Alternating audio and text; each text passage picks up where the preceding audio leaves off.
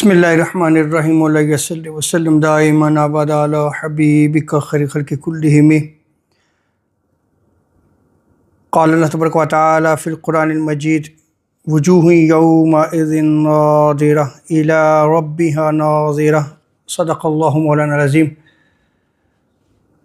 اللہ رب العزت کا بے پایاں لطف و کرم اور احسان عظیم ہے کہ جس نے ہمیں آج جمعۃ المبارک کی عظیم اور بابرکت محفل میں اکٹھے ہونے کی توفیق عطا فرمائی۔ سب سے بڑھ کر یہ کہ ہمیں دولت ایمان سے بہرامند فرمایا۔ آج ہمارا موضوع گفتگو جب بندہ کسی دوسرے بندے سے ملے تو اس کو ہمیشہ اسمائلنگ فیس یعنی حشاش بشاش طریقے سے جو ہے وہ ملاقات کرے، خندہ پیشانی سے جو ہے وہ دوسرے سے ملاقات بھی کرے اور گفتگو بھی کرے۔ آج ہماری سوسائٹی میں اگر ہم بنظر عمیق یعنی گہری نظر سے دیکھیں تو یہ چیزیں ختم ہوتی چلی جا رہی ہیں۔ اس لیے ہمیں از حد ضروری ہے کہ ہم سیرت مصطفیٰ صلی اللہ علیہ وسلم کا مطالعہ کریں، قرآن و سنت کا دامن تھامیں۔ معاشرے میں پیار، مہر، محبت اسی وقت پیدا ہوگی جس کا طریقہ حضور سید عالم صلی اللہ علیہ وسلم نے بیان فرمایا ہے، اور ان میں سے یہ ایک طریقہ ہے کہ بندہ جب بھی کسی سے ملے تو اس کے چہرے پہ مسکراہٹ ہونی چاہیے، حشاش بشاش ہو، اور اسی طرح خندہ پیشانی کے ساتھ جو ہے وہ اس کے ساتھ گفتگو کرے۔ اس سے محبت پیدا ہوتی ہے۔ میں نے جو آیت کریمہ آپ کے سامنے تلاوت کی ہے یہ سورہ قیامہ کی ورس 22 اور 23 ہیں۔ اس میں اللہ رب العزت نے ارشاد فرمایا وجوہ یومئذ ناظرہ کہ بہت سارے چہرے اس دن تر و تازہ ہوں گے، الی ربها ناظرہ، اور بلا حجاب اپنے رب کے حسن و جمال کو تک رہے ہوں گے، اس کو دیکھیں گے۔ رب کوئی حجاب نہیں ہوگا، اس کو دیکھیں گے۔ تو قیامت کے دن کئی خوش نصیب ایسے ہوں گے کہ جن کے چہرے تر و تازہ ہوں گے، ان کے چہروں پہ مسکراہٹ ہوگی، اور پھر وہ اپنے رب کا دیدار بھی کریں گے۔ کوئی حجاب، کوئی پردہ نہیں ہوگا۔ یہاں یہ یاد رکھ لیں، بس یہ دو روایات نقل کر کے پھر میں اپنے موضوع کی طرف آؤں گا کہ اللہ رب العزت کا دیدار بلا حجاب ہوگا، اور یہی اہل سنت و جماعت کا عقیدہ ہے۔ قیامت کے دن یا جنت میں اللہ رب العزت پردے ہٹا دے گا اور مومنین اللہ رب العزت کا دیدار کریں گے، جیسا کہ صحیح مسلم کتاب الایمان میں اس روایت کو نقل کیا گیا ہے، اور اس روایت کو حضرت ابو ہریرہ رضی اللہ تعالی عنہ اور حضرت ابو سعید رضی اللہ تعالی عنہ نقل فرماتے ہیں۔ صحابہ کرام نے پوچھا یا رسول اللہ صلی اللہ تعالی علیہ وسلم، کیا قیامت کے دن ہم اپنے رب کو دیکھیں گے؟ یہ سوال صحابہ نے بھی کیا۔ تو حضور علیہ الصلوۃ والسلام نے مثال دیتے ہوئے بڑے خوبصورت انداز میں جو ہے وہ سمجھایا۔ حضور نے ارشاد فرمایا جب آسمان پہ بادل نہ ہوں تو کیا تم سورج کو دیکھ سکتے ہو؟ اور اسی طرح اگر رات ہے تو چاند کو دیکھ سکتے ہو؟ صحابہ کی مجلس تھی، عرض کی یا رسول اللہ اگر بادل چھٹ گئے ہیں، آسمان صاف ہے، سورج نکلا ہوا ہو تو ہم دیکھ سکتے ہیں، رات چاند ہے، بادل نہیں ہے تو ہم چاند کو بھی دیکھ سکتے ہیں۔ تو حضور سید عالم صلی اللہ تعالی وسلم نے ارشاد فرمایا اسی طرح تم اپنے رب کو دیکھو گے۔ تو دیکھیں کتنی خوبصورت مثال کے ساتھ حضور سید عالم علیہ الصلوۃ والسلام نے صحابہ کرام کو سمجھا دیا کہ تم قیامت کے دن اپنے رب کا کیسے دیدار کرو گے۔ تو کئی خوش نصیب ہوں گے جو قیامت کے دن اللہ رب العزت کا دیدار کریں گے۔ اور دوسری روایت میں آتا ہے، اور یہ بھی صحیح مسلم کتاب الایمان میں اس روایت کو جو ہے وہ نقل کیا گیا ہے، کہ جب جنتی لوگ جنت میں داخل ہو جائیں گے تو رب تعالیٰ ان سے خطاب فرمائے گا، پوچھے گا ان سے کہ کیا تمہیں کسی چیز کی ضرورت ہے، کسی چیز کی تم خواہش کرتے ہو؟ اللہ اکبر، رب ہو کہ جنت میں داخل کر کے مومنین کو ان سے پوچھ رہا ہے کہ کیا اور کوئی خواہش ہے؟ عرض کریں گے باری تعالیٰ تو نے اپنے فضل سے ہمیں جہنم سے بچایا اور جنت میں داخل کیا، ہم جنت کی نعمتوں سے فائدہ اٹھا رہے ہیں، تیری نعمتیں ہیں، ہم ان کو دیکھ رہے ہیں،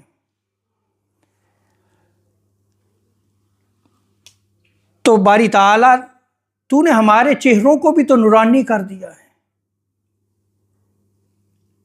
تو روایت میں آتا ہے کہ پھر حضور سید عالم صلی اللہ علیہ وسلم نے ارشاد فرمایا، جب یہ وہ اللہ رب العزت کی بارگاہ میں عرض کریں گے تو پھر رب تعالیٰ بلا حجاب وہ مومنین جو جنت میں ہیں ان کو اپنا دیدار فرمائے گا،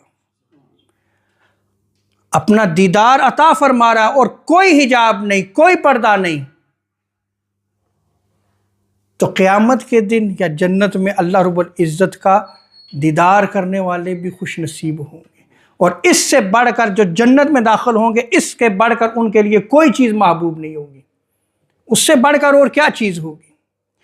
یہ ایک الگ موضوع ہے، ہم انشاءاللہ تبارک و تعالیٰ لیں گے، لیکن چونکہ الی ربہا ناظرہ کہ وہ اپنے رب کو بلا حجاب بغیر کسی پردے کے اس رب کے حسن و جمال کو تکیں گے، تو اس لیے میں نے یہ دو روایات بھی آپ کے سامنے جو نقل کی۔ دوسری آیت کریمہ میں اللہ تبارک و تعالیٰ نے ارشاد فرمایا، سورہ عبس ورس 38، وجوہ یومئذ مسفرہ، کہ اس دن بہت سارے چہرے ایسے بھی ہوں گے جو نور سے چمک رہے ہوں گے، یعنی ان کے چہروں سے نور نکل رہا ہوگا، ضاحکۃ مستبشرہ، اور وہ مسکراتے ہنستے اور خوشیاں مناتے ہوں گے۔ تو چہروں کا حشاش بشاش ہونا، ان کا خوش ہونا اور مسکراتے ہوئے ہنستے ہوئے ہونا، آپ دیکھیں کہ یہ خوش نصیب لوگوں کی علامات میں سے ایک علامت ہے۔ رب تعالیٰ اس کو قرآن مجید میں بیان فرما رہا ہے۔ اب قیامت کے دن اس سے بڑھ کر اور پریشانی کا دن کون سا ہوگا؟ لیکن وہ چہرے جو ہیں وہ بڑے ہی مطمئن ہوں گے، بڑے ہی تار و تازہ ہوں گے، ہنستے ہوئے ہوں گے، اس لیے کہ انہوں نے اپنی زندگی نیکی پہ گزاری تھی۔ اس کو پھر دیکھیں اگلی آیت میں اللہ رب العزت نے بیان فرمایا، تعرف فی وجوہہم نضرۃ النعیم، کہ آپ ان کے چہروں سے ہی نعمت و راحت کی رونق معلوم کر لیں گے، یعنی ان کے چہرے حشاش ہوں گے، بشاش ہوں گے، ان کے چہروں پہ رونق ہوگی۔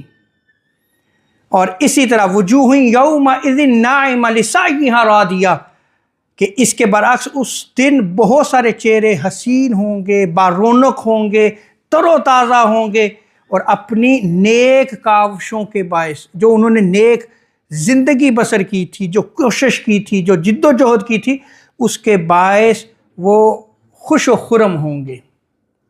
تو آپ دیکھیں چہروں کا خوش و خرم ہونا بھی اللہ تبارک و تعالیٰ نے بیان فرمایا ہے۔ یہ میں نے آپ کے سامنے جو ہے وہ آیات کریمہ جو ہے وہ تلاوت کی ہیں، ان کا ترجمہ آپ کے سامنے پیش کیا ہے۔ آج ہمارے ہاں کیا یہ چیز پائی جاتی ہے کہ ہم حشاش بشاش ملیں، چہرے پہ مسکراہٹ ہو،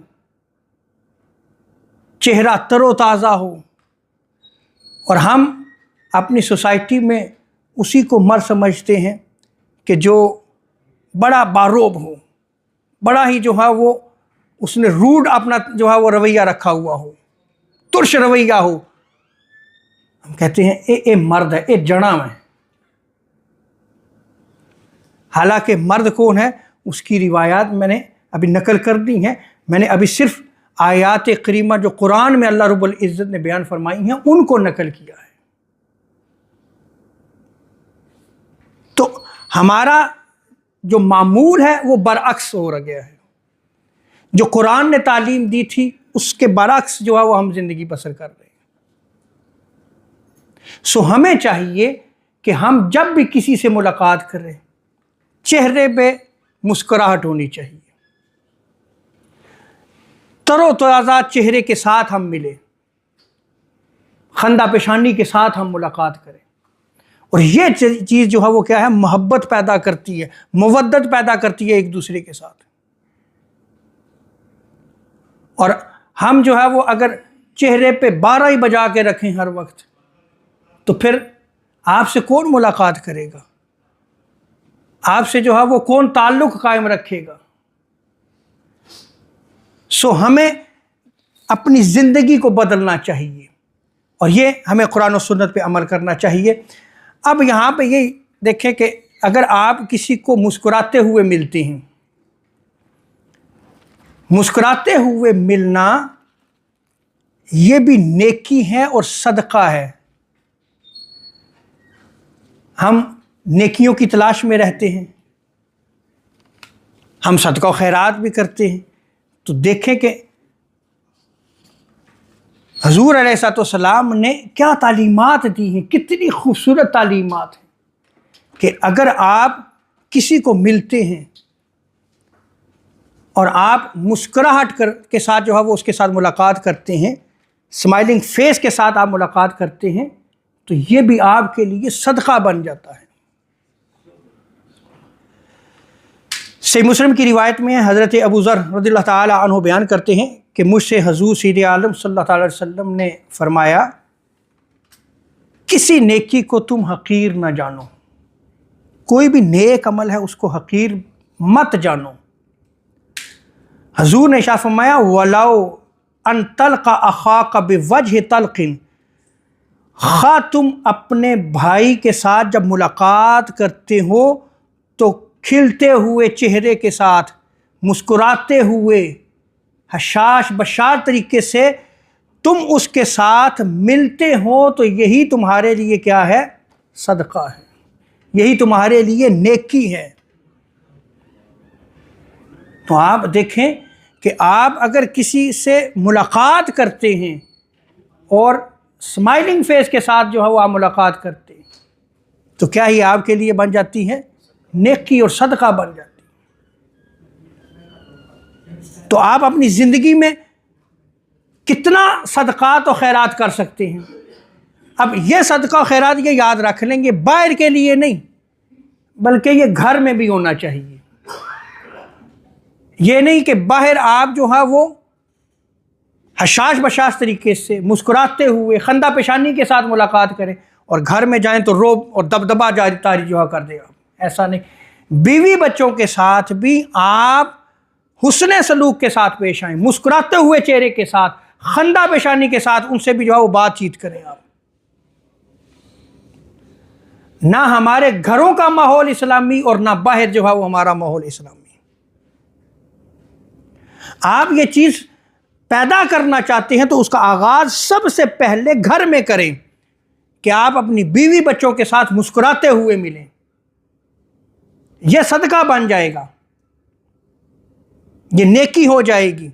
اور اسی طرح آپ کسی سے بھی ملاقات کر رہے ہیں، اچھے چہرے کے ساتھ مسکراتے ہوئے جب آپ ملاقات کرتے ہیں تو یہ آپ کے لیے نیکی بن جائے گی۔ کتنی نیکیاں آپ کما رہے ہیں، تو صرف ملاقات میں آپ کے نامہ اعمال میں نیکیاں لکھی جا رہی ہیں۔ یہ اسلام کی تعلیمات ہیں۔ اور اسی طرح دوسری روایت میں آتا ہے، حضرت ابو ذر رضی اللہ تعالی عنہ اس روایت کو نقل فرماتے ہیں، سنن ترمذی میں اس روایت کو نقل کیا گیا ہے۔ حضور سید عالم صلی اللہ تعالی علیہ وسلم نے ارشاد فرمایا، تبسمک فی وجہ اخیک لک صدقہ، اگر تو اپنے بھائی کے ساتھ مسکراتے ہوئے چہرے کے ساتھ ملتا ہے تو یہ تیرے لیے صدقہ ہے، تو صدقہ کر رہا ہے۔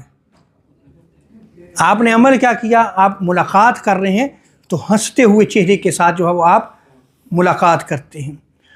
اور یہاں پر یہ بھی یاد رکھ لیں کہ اگر آپ یہ چاہتے ہیں کہ لوگ آپ سے محبت کریں، لوگ آپ کو جو ہے وہ عزت دیں، شرف دیں، تو یہ مال و دولت کے ذریعے نہیں ہو سکتا کہ آپ لوگوں کے دلوں میں اپنی محبت بٹھا لیں. ایسا نہیں ہو سکتا، مال و دولت کے ذریعے ممکن نہیں ہے. بلکہ کس طرح ممکن ہے؟ وہ اس طرح ممکن ہے کہ آپ ان کے ساتھ حسن سلوک کے ساتھ پیش آتے ہوئے، مسکراتے ہوئے چہرے کے ساتھ ملیں، حشاش بشاش تر و تازہ چہرے کے ساتھ آپ ان سے ملاقات کریں تو آپ لوگوں کے دلوں میں اپنا گھر بنا لیں گے. وہ آپ سے محبت کریں گے، وہ آپ کے گرویدہ ہو جائیں گے. وہ کہیں گے کہ جب بھی ہم اس شخص سے ملتے ہیں یار بڑے ہی حسن خلق کے ساتھ جو ہے وہ ملتا ہے، ہر وقت اس کا چہرہ ہنستا بستا ہوتا ہے، حشاش بشاش ہوتا ہے، بڑے اچھے طریقے کے ساتھ ملاقات کرتا ہے. اس ذریعے سے آپ لوگوں کے دلوں میں اپنی محبت پیدا کر سکتے ہیں. اور یہ حضور سید عالم صلی اللہ تعالی وسلم کی تعلیمات میں آتا ہے. حضرت ابو ہریرہ رضی اللہ تعالی عنہ اس روایت کو نقل فرماتے ہیں، مستدرک حاکم میں اس روایت کو نقل کیا گیا ہے. حضور علیہ الصلوۃ والسلام نے ارشاد فرمایا کہ تم ہرگز اپنے مال اور دولت کے ذریعے لوگوں کو گرویدہ نہیں کر سکتے، لوگوں کے دلوں میں اپنی محبت پیدا نہیں کر سکتے، مگر انہیں جب تم ملو، جب بھی تم ان سے ملاقات کرو تو کھلے ہوئے چہرے کے ساتھ، مسکراتے ہوئے چہرے سے ان کے ساتھ جب تم ملاقات کرتے ہو تو تم انہیں اپنا گرویدہ بنا سکتے ہو. وہ تم سے محبت کریں گے. تو آپ عمل کیا کر رہے ہیں کہ آپ جب ملاقات کر رہے ہیں تو ہنستے ہوئے، مسکراتے ہوئے چہرے کے ساتھ ان سے ملاقات کرتے ہیں. اور ہنس مکھ ہونا یہ اللہ کی نعمتوں میں سے ایک نعمت ہے. خوش اخلاقی میں جب آپ کسی سے ملاقات کرتے ہیں تو آپ کھلے ہوئے چہرے کے ساتھ ملاقات کرتے ہیں، حشاش بشاش اور تر و تازہ چہرے کے ساتھ آپ ملاقات کرتے ہیں. تو یہ بھی اللہ تبارک و تعالیٰ کی نعمتوں میں سے ایک نعمت ہے. اس کو اپنے اندر پیدا کریں. آپ جب بھی کسی سے ملاقات کریں تو آپ ہنستے ہوئے چہرے کے ساتھ ملاقات کریں. اور ہنس مکھ انسان جب جنت میں جائے گا تو مسکراتے ہوئے ہی جائے گا. اللہ اکبر.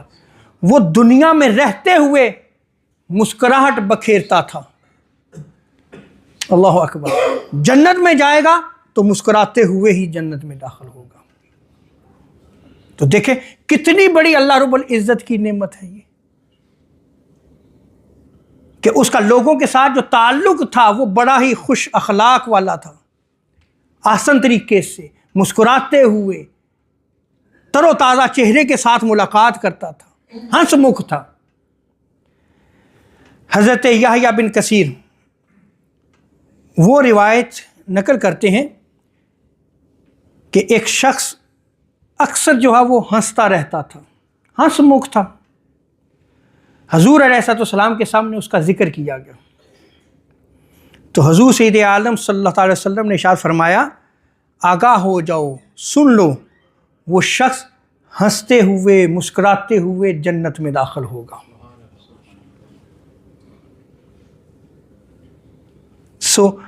آج ہمیں یہ چاہیے کہ ہم اپنی زندگیوں کو بدلیں، تر و تازہ چہرے کے ساتھ مسکراتے ہوئے ہم دوسرے سے ملاقات کریں. آج دوسری سوسائٹیز میں دیکھیں تو یہ چیز آپ کو ملے گی. وہ اگرچہ اپنے دل میں جو بھی رکھیں لیکن جب آپ سے میٹ کریں گے، جب آپ سے ملاقات کریں گے تو ہمیشہ کیا ہوگا، ہنستے ہوئے چہرے کے ساتھ، اسمائلنگ فیس کے ساتھ ملاقات کریں گے. اور ہمارے ہاں ہم روب کے ساتھ، دبدبے کے ساتھ کہ ہم فلاں ہیں، جی ہم فلاں ہیں، ہمارے پاس تو اتنی مال و دولت ہے، ہم فلاں قبیلے سے تعلق رکھتے ہیں. اپنا رعب اور دبدبہ جمانے کے لیے ہم اپنے چہرے سے مسکراہٹ کو ختم کر دیتے ہیں. یہ بد اخلاقی میں آتا ہے، حسن خلق میں نہیں ہے. یہ حضور کی تعلیمات یہ نہیں ہے. اب آپ یہ دیکھیں کہ جب آپ اپنی زندگی بسر کرتے ہیں تو زندگی بسر کرتے ہوئے جہاں تر و تازہ چہرے کے ساتھ مسکراتے ہوئے آپ ملیں تو آپ اپنی زندگی میں مزاح بھی رکھیں. کیا ہماری زندگی میں یہ ہے؟ اب مزاح کو آپ سمجھ لیں، شریعت آپ کو کتنی اجازت دیتی ہے، کس طرح کا مزاح آپ کر سکتے ہیں. اس کا مطلب یہ ہے کہ آپ انسانیت رکھیں، خوش اخلاقی رکھیں. یعنی آپ اپنی بات سے دوسروں میں مسکراہٹ پیدا کر دیں، وہ ہنسیں، ان کے دل خوش کر دیں. یہ مزاح ہے. شریعت نے آپ کو اس کی اجازت دی ہے، لیکن اس کی کچھ قیود ہیں. پہلے میں ان قیود کو جو ہے وہ نقل کر لوں اور پھر جو ہے میں آپ کے سامنے روایات بھی جو ہے وہ رکھتا ہوں. امام نووی نے اس کو بیان کیا ہے کہ ایسا مزاح کہ جس سے کسی کو تکلیف نہ ہو وہ جائز ہے. جس سے آپ اگر کسی کو تکلیف دیتے ہیں تو ایسا مزاح کرنا ناجائز ہے. جس سے کسی کی دل آزاری ہو، دل دکھے. اور ہمارے ہاں یہ مزاح پایا جاتا ہے، لیکن وہ مزاح جو شریعت نے جس کی ہمیں اجازت دی ہے وہ نہیں پایا جاتا، کہ جس سے دوسرے مسکرائیں، ہنسیں، حشاش بشاش ہو جائیں، ان کے غم دور ہو جائیں. یہ نہیں ہم کرتے، بلکہ ہم وہ مزاح کرتے ہیں کہ جس سے دوسروں کو تکلیف ہو. اور اس مزاح سے جس سے دوسروں کو تکلیف ہو حسد اور بغض پیدا ہوتا ہے. اس سے بچنا چاہیے. اور دوسری چیز، مزاح ایسا ہونا چاہیے کہ جو جھوٹ پر مبنی نہ ہو. جھوٹی بات نہیں ہونی چاہیے مزاح کرتے ہوئے. اب حضور علیہ الصلوۃ والسلام بھی مزاح فرمایا کرتے تھے. سنن ترمذی میں آتا ہے اور امام بخاری نے الادب المفرد میں بھی اس روایت کو نقل کیا ہے. حضرت ابو ہریرہ رضی اللہ تعالی عنہ بیان کرتے ہیں کہ صحابہ نے عرض کی، یا رسول اللہ صلی اللہ تعالی علیہ وسلم، آپ ہم سے مزاح فرماتے ہیں؟ حضور نے ارشاد فرمایا، ہاں، میں مزاح بھی سچی بات کے سوا کچھ نہیں کہتا. مزاح میں بھی سچی بات ہوتی ہے میری. تو جب آپ مزاح کریں تو اس میں جھوٹ نہیں ہونا چاہیے، بلکہ کیا ہونا چاہیے؟ سچی بات ہونی چاہیے. اور آج ہمارے ہاں مزاح جو ہوتا ہے اس میں کیا ہوتا ہے؟ جھوٹی بات ہوتی ہے. کئیوں کو ہارٹ اٹیک بھی ہو جاتے ہیں. بعد میں کہتے ہو ہم نے تو اس سے مزاح کیا تھا. تو ایسا مزاح جو ہے وہ آپ نہیں کر سکتے. اور ایسا مزاح جس میں حد سے بڑھ جانا ہو اور ہمیشگی پائی جائے وہ بھی نہیں آپ کر سکتے. اب آپ صحابہ کرام کی زندگیوں میں دیکھیں. حضرت زید بن ثابت رضی اللہ تعالی عنہ، ان کے بارے میں آتا ہے کہ وہ جب اپنے اہل خانہ کے ساتھ ہوتے، اپنے گھر والوں کے ساتھ ہوتے تو بہت زیادہ ان کے ساتھ مزاح کیا کرتے تھے. کس لیے مزاح کیا کرتے تھے؟ تاکہ گھر میں پیار، مہر، محبت پیدا ہو، ماحول اچھا ہو. اور آگے روایت میں آتا ہے کہ جب لوگوں کے ساتھ وہ گفتگو کرتے، ملاقات کرتے تو بڑے کشادہ دل کے ساتھ ملاقات کرتے، مسکراتے ہوئے ان سے ملاقات کرتے، خندہ پیشانی کے ساتھ ان سے ملاقات کرتے. تو گھر میں بھی وہی رویہ، باہر بھی وہی رویہ. اور اس میں اگر آپ دیکھیں کہ حضرت ربیعہ وہ بیان کرتے ہیں کہ اچھے اخلاق کی، انسانیت کی، مروت کی 6 خصلتیں ہیں. کتنی؟ 6 خصلتیں ہیں. اور آپ نے بیان فرمایا ہے کہ 3 خصلتیں جب آپ مقیم ہوں، جب آپ قیام میں ہوں، جب آپ حضر میں ہوں تو اس وقت ظاہر ہونی چاہیے، اور تین جو ہے وہ سفر کے وقت جو ہے وہ ظاہر ہونی چاہیے۔ سماعت کریں کہ آج کیا ہماری زندگی میں یہ چیزیں موجود ہیں؟ جب آپ اپنے گھر میں رہ رہے ہیں، اپنے محلے میں رہ رہے ہیں، اپنے علاقے میں رہتے ہوئے آپ کی زندگی میں یہ تین چیزیں ہونی چاہیے۔ جب آپ حضر میں ہوں، قیام میں ہوں، تین چیزیں وہ کون سی ہیں؟ تلاوت قرآن مجید،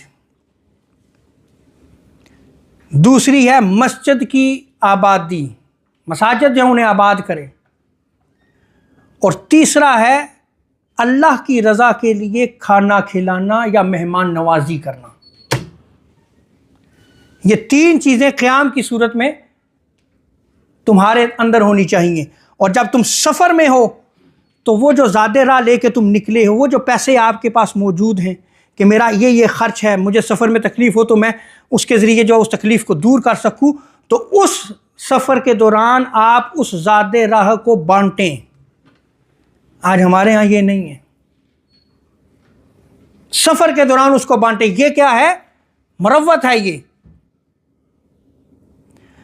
اور حسن اخلاق کا دامن تھام کے رکھیں۔ اور تیسری چیز فرمائی کہ ایسا مزاح کرو جس میں گناہ نہ ہو، تاکہ وہ جو سفر ہے آپ کا اچھے طریقے سے گزر جائے۔ تو زیادہ راہ بانٹنے سے ایک کلپ میری نظر سے گزرا، یہ حجاج کو چھتریاں تقسیم کی گئیں تاکہ وہ گرمیوں سے بچ سکیں۔ سعودی گورنمنٹ نے یہ عمل کیا۔ اب معذرت کے ساتھ جو ہمارے پاکستانی، بنگلہ دیش، انڈیا، یہ جو ریجن ہے، اور جب بانٹی جا رہی تھی ظاہری بات ہے وہ بھی اس دوران موجود تھے۔ اب لیڈیز، جینٹس، کیا ہو رہا ہے کہ 3-3، 4-4، 5-5 چھتریاں جو ہو وہ قابو کی جا رہی ہیں۔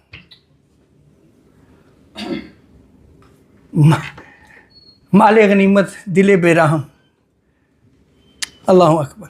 حالانکہ کیا ہے؟ بانٹیں۔ آپ سفر میں آپ کو ایک کی ضرورت ہے، ایک لیں، دوسرے کے لیے چھوڑ دیں کہ اس بھائی کو گرمی نہ لگے، اس کے لیے چھتری چھوڑ دیں آپ۔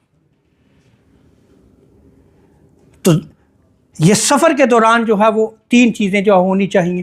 اللہ تعالی ہمیں اس چیز کو سمجھنے کی توفیق عطا فرمائے۔ بس آخری روایت میں اس موضوع کو مکمل کر دیتا ہوں۔ ولیمہ سنت ہے نا، تو اب آپ دیکھیں کہ امام شاہ بھی ایک ولیمے میں گئے تو لوگ سارے خاموش بیٹھے ہوئے تھے، تو آپ نے فرمایا میں کیا دیکھ رہا ہوں، آپ سارے بیٹھے ہوئے، کیا میں جنازے میں شریک ہوں؟ ولیمہ تھا، خوشی کا موقع تھا، سارے ہی خاموش بیٹھے ہوئے۔ تو امام شاہ بھی نے پوچھا کیا ہے، میں کسی جنازے میں تو نہیں آ گیا؟ کہا گیا نہیں، آپ تو ولیمے میں آئے ہیں۔ تو آپ نے فرمایا این الغناء، کہ یہ گانا بجانا کہاں ہے؟